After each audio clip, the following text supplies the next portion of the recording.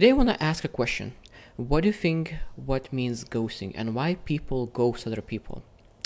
And I think that there's a lot of people who ghost people, and I'm guilty of that as well. I have ghosted people, and I understand that it's a very, very, very bad habit, and I need to learn about myself to be able to get out of it. So I will share 2 points that I think that why people ghost and how to make sure that we don't do that. And I'd love to learn your opinion. What do you think why people ghost as well? So the first thing I think that people ghost because they have yes man mentality, yes woman mentality. That means that they commit to the things that they're not supposed to commit.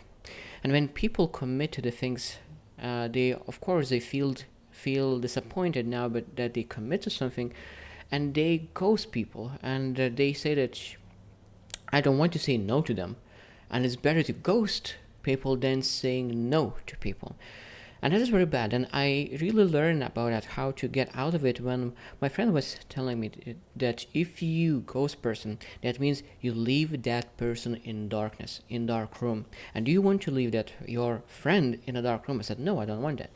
That means when you say what's going on, for example, my priorities change and I'm not able to do what I said to do, now your friend will be, for a second, for a few minutes, or for an hour, will be disappointed.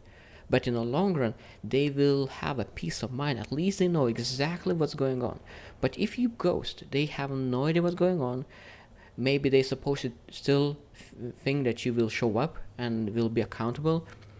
And that is not healthy. And for you as well, if you get your courage together and you share, all the struggle disappears from your shoulders. But if you keep that, all the struggles is all on your shoulders, and you feel bad about yourself, and of course that is not healthy as well.